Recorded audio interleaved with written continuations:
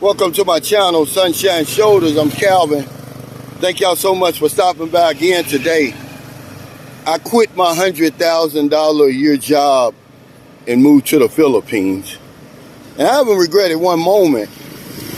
And I just want to talk about that a little bit today. You know, people think they know my story, but they really don't. But we grew up broke, according to American standards.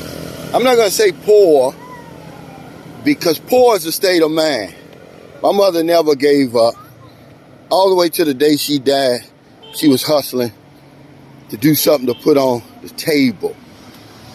And if it wasn't her, it was one of her 8 children.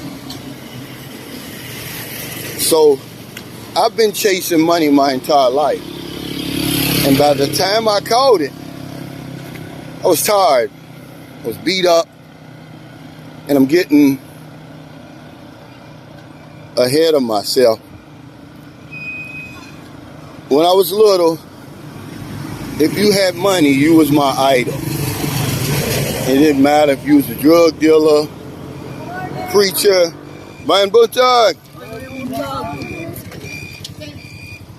factory worker.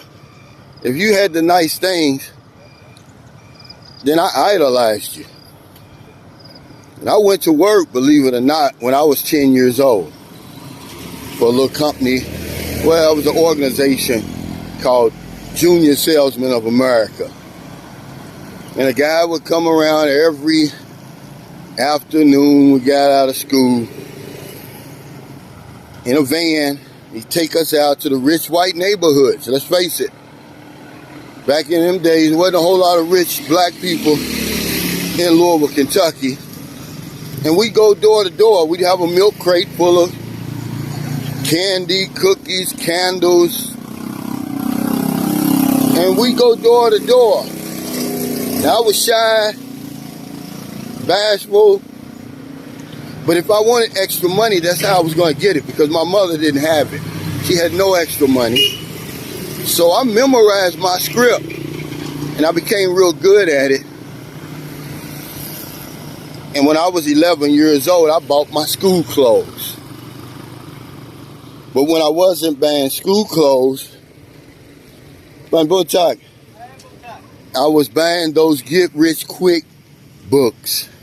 I had a whole library of them. I was determined that I was going to have money. That I wasn't going to be struggling like I saw my mother struggle. She struggled with dignity, but struggle.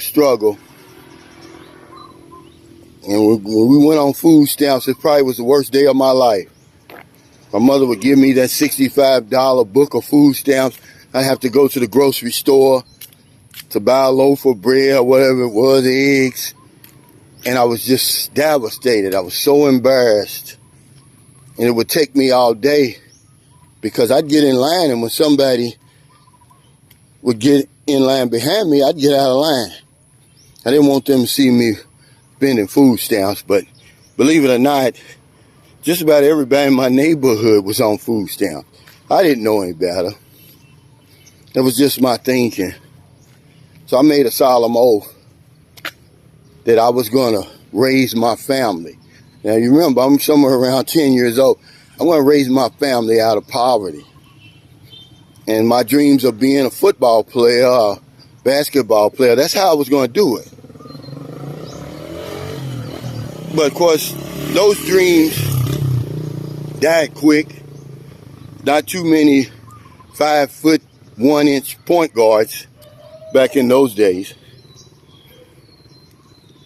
And I read all the Get Rich Quick scheme books. That was taking too long.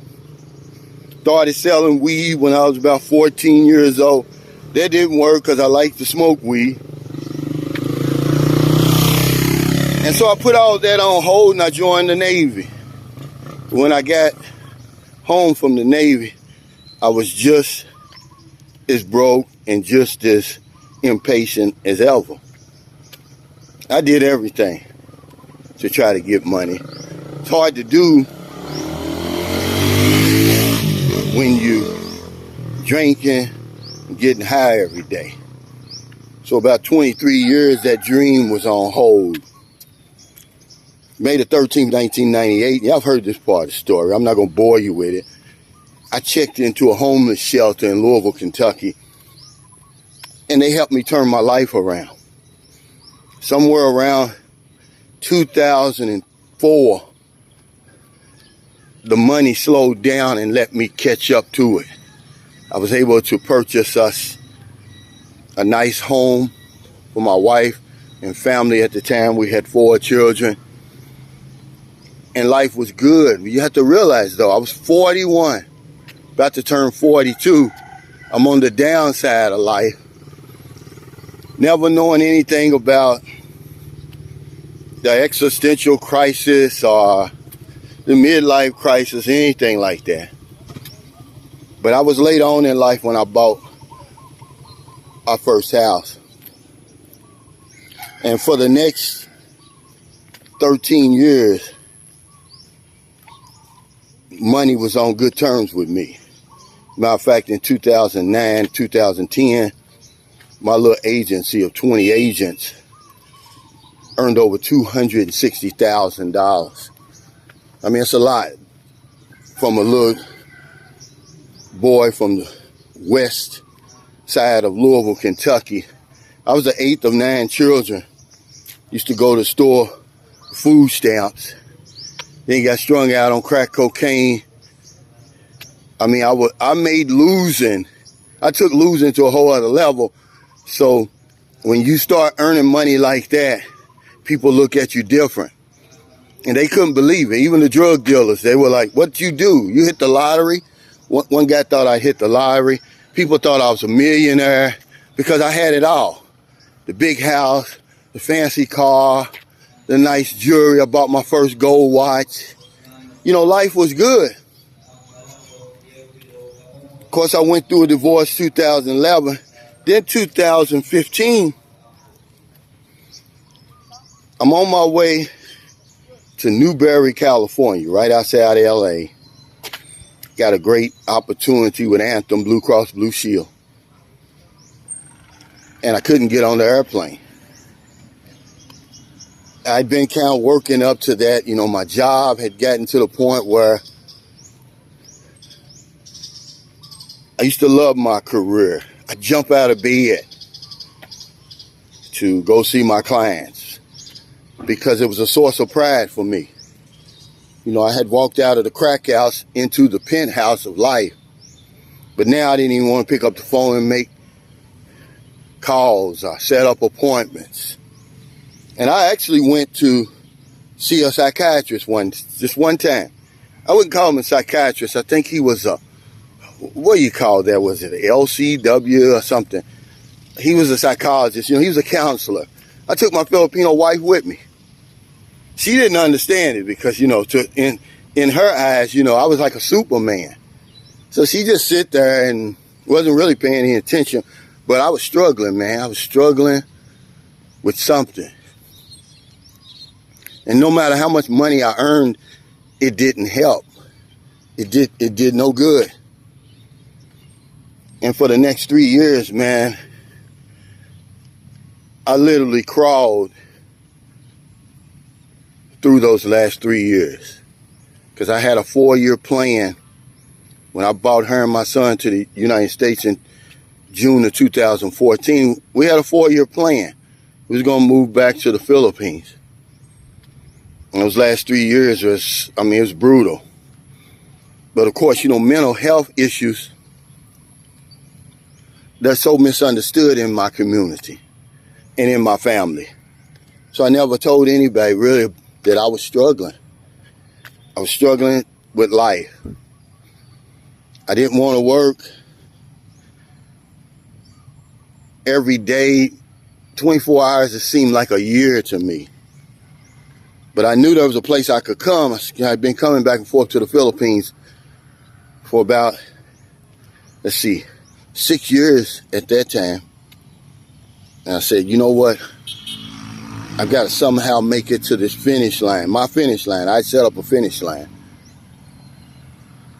In December 5th, 2018, I arrived here.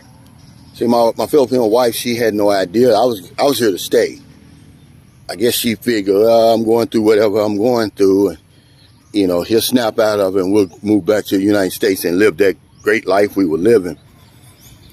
But I haven't been back since. And I have no regrets. I let money just keep going. I let him pass me by.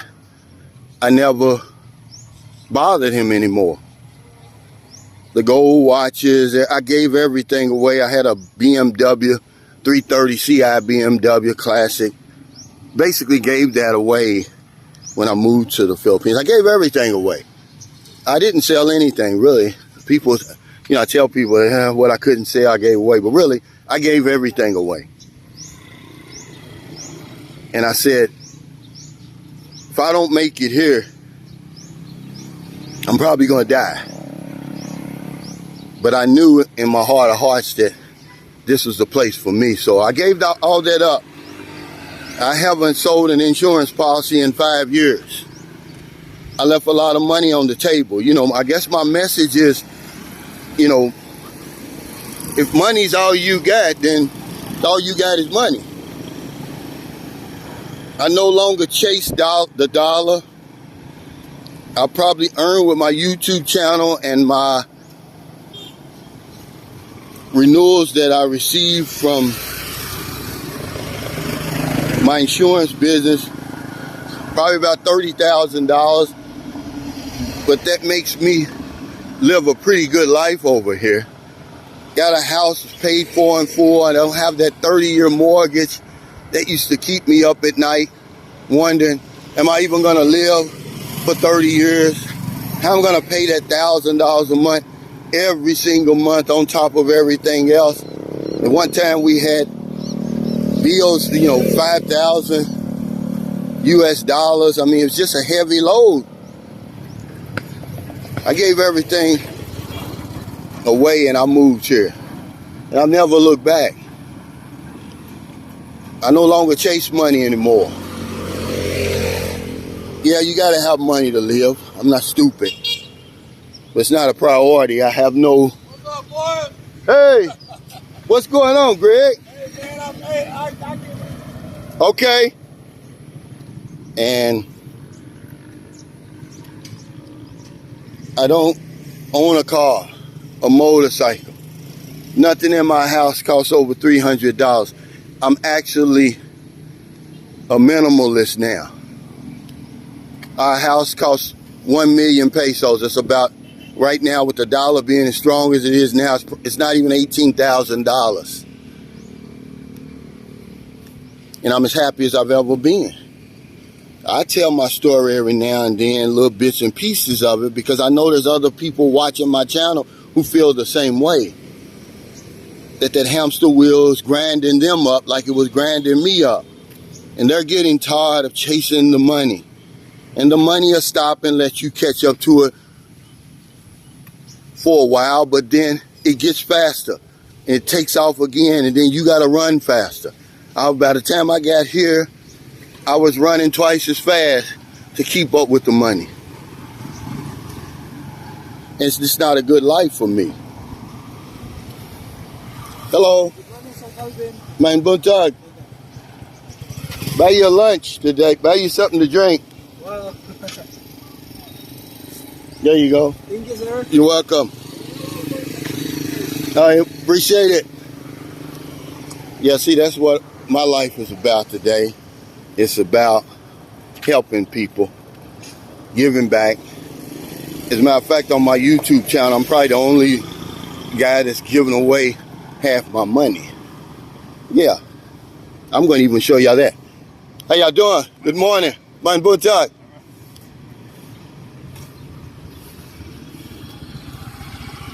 I'm going to take y'all inside my YouTube channel. It's all transparent now because I don't have anything to prove to anybody.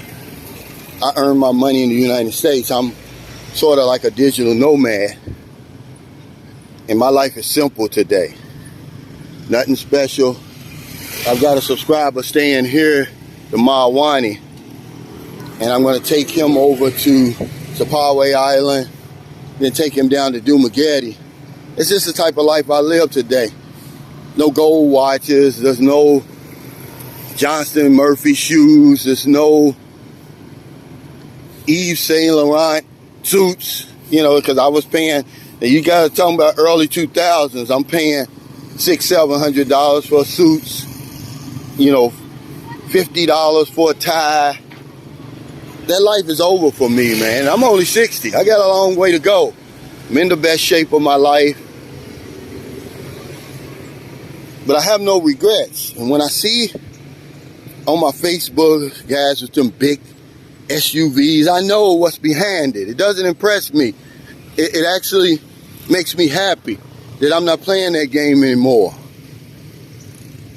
That I'm dictating my life now. There's no mortgage, there's no car note, there's no job or anything like that telling me when I can take vacation and when I can't. I'm on a permanent vacation today, ladies and gentlemen. This vlog today is to give somebody some hope that there's a new way to live out here, whether you believe it or not. I'm showing you that an average guy from Louisville, Kentucky, I did one semester of college, who at one time earned over $200,000. I gave it all away. And I found a new life in the Philippines, and you can do it too. It doesn't have to be the Philippines. It could be somewhere else. It could be Brazil, any of those other places. So thank y'all so much for stopping by today. You know, I'm not babbling. My vlogs have a purpose. To get you off that hamster wheel. To get you out of that rat race. Because it's unnatural and it's eventually going to kill you. If it doesn't kill you physically, it's going to kill you mentally. Like it did, almost did me. If you're in America, it's getting late. Before you let your head hit the pillow, please find somebody to help. But if you don't want them late grocery runs, beer runs, weed runs, you're just getting off second shift, or you're on your lunch break and you see somebody out in the street or wherever you see them, buy them something to eat, buy them something to drink, give them a few dollars. If you're in the Philippines, it's not even 7 a.m. on a beautiful Wednesday morning. We're going to head out to Sapaway Island. I'll probably do a video over there for the next day. Now a day goes by, I don't help somebody over here. I don't feel right if I don't help somebody. How can I be living here in what I consider paradise, living my best life when people near me are struggling? I won't do it. I've never done it. Because if I don't know anything else, I know this one thing for sure. When we help other people, we help ourselves. Congratulations to anybody who's jumped off that hamster wheel, who's left that rat race, and who are living their dreams. Welcome to the club.